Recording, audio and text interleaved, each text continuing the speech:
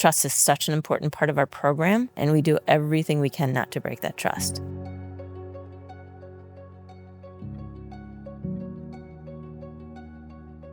So Harbor Baltimore is a harm reduction program. This is the program where we make initial contact with our participants, whether it's during street outreach or them coming into the drop-in. They check in with one of the staff members here, entertainment, TV, they can just hang out here. And this was the original drop-in space that we quickly outgrew because we thought we'd see 10 participants a day, and now we are averaging, what do you think, Marcia, like 40 to 50? Averaging 40 to 50 a day. Yeah, and it's not even really cold out yet. And with hygiene products, we'll give away socks, underwear, shampoo, conditioner, soap, body wash.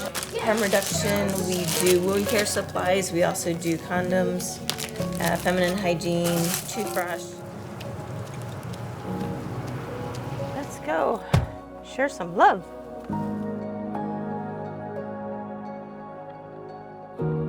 Oh my gosh! Hey girl, it's so good to see you. You're looking pretty good. How you doing? I just got out of the hospital. That's why we haven't seen you. Yeah, it's been bad. What can we do for you, honey? Is there anything we can do? I don't know. I feel like I'm wet. All right, so we can help you with lunch. Right. Do you want to go to the room? It's very difficult work. A human trafficking survivor is unlike any other victim of a crime that you'll ever deal with. You just don't walk up to a woman who's on the street or say, hey, come with me, I'll get you on the road to recovery. They just don't walk and get in your car and say, oh, I've been waiting for someone all day to do that. They don't do that. It takes time, day after day after day, building that relationship, building that rapport. And the Safe Exit Street Outreach team has done an amazing job. And then oftentimes they'll live out of their cars here. And there's some folks living in there. Baltimore is one of the biggest cities for trafficking, right along the I-95 corridor, which is a trafficking route for people, drugs, and guns. And the poverty level is extremely high. What's different about SCI's programs is the approach of unconditional positive regard. And it really aligns with just believing that women have agency and know what's best for themselves. We don't have an agenda for what we think the women should do. We just ask the women if they're okay, if they need help with anything, and we're here to help. The building that we're in is a former elementary school, and on the first floor is the food project. Within this building, with all the nonprofits that we actually do have here, there's nothing we can't cover. Be able to get fed, get clothed, and have a safe spot to come to. I wouldn't be in this neighborhood then if this building didn't exist. This hub right here is a lifeline for this community. It really is. Without this here, this community would be dead.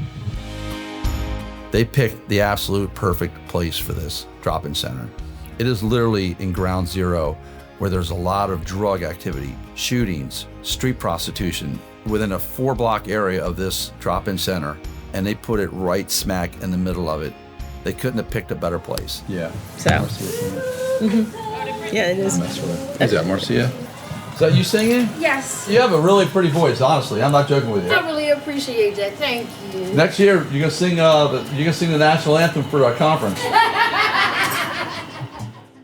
Thinking back to when I was in life, the kind of support that I would have wanted was somewhere where I could show up high, angry, hungry, and still be seen as my authentic self. If I go to this place, I'll get all the support. We have care coordination services, so we can get them into treatment, into detox. We can get them to the doctors for a checkup. We can help get them connected, filling out housing applications. So she's still sober. She's looking for work now. That's the biggest thing that this organization really recognizes is what has led women to the streets is trauma, PTSD. That's either undiagnosed or unrealized, recognized. Many of the women know that they have PTSD, but then once you come to the streets, PTSD happens every single day. We have lost 4 of our women in the last 6 weeks. That tugs on us too. And their ages were from 27 to 64, and some were directly from drugs and others were from infection. When she passed away, she could barely walk. I remember one particular incident where Barb was taking her to the hospital, and I had to pick her up because she could not walk. And I had to pick her up like a princess. Oh, you know how the princess hold? That's what I called it. We were able to tell her mother that she was loved until the end. Yeah. She really, really was. Yeah.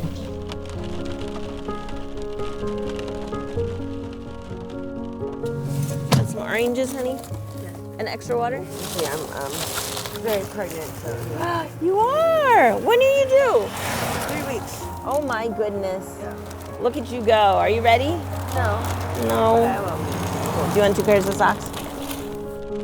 Sometimes they carry a lot of guilt and shame because they feel like they brought this on themselves or that they deserve it, and it's just not true. So when I sense that a woman is experiencing that, I'll say, okay, here's a box. We're going to put all the guilt and shame in the box, and we're going to fold it up and put it over here, and that's not part of this conversation. And then we can just have a conversation human to human. My happy place is doing outreach. I like the drop-in center, but being able to have one-on-one conversations with women, meeting them in the streets where they live, letting them know they're loved is just the coolest thing.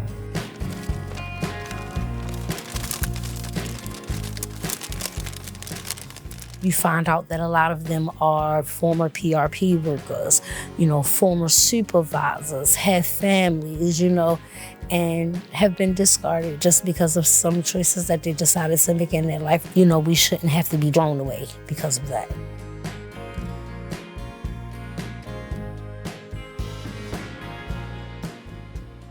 For women living in the streets, they often don't get choices. And this gives them a space of being able to choose which type of lunch they get, rather than us just handing them a lunch thinking that we know what's best for them. Megan does a great job of this. We put individual messages on the bags that you are loved, we love you. And some of the women say they keep every bag, every message that they get. Do you want a lunch, honey? Yes, please. Peanut butter jelly or turkey and cheese? Turkey and cheese? Do you want mayonnaise or mustard? Mustard. Okay, let me get that for you. You're welcome. We are expanding. This space will be the new drop-in space. So this is where the kitchen area will be. This office will be care coordination. We realize that when the women hear other women talk about going to treatment or having been in treatment, that they will then also start talking about it. So we wanted to have the care coordination office really visible. So that'll be a nice big sign, care coordination. So that's the dream. My hope for Safe Exit is to become bigger and expand more, because the bigger they become, the more lives they save here in the city of Baltimore. It gives me hope that women don't need to suffer, that we can tell women that their story is not finished, that this is not the final chapter. There's another chapter that can be written.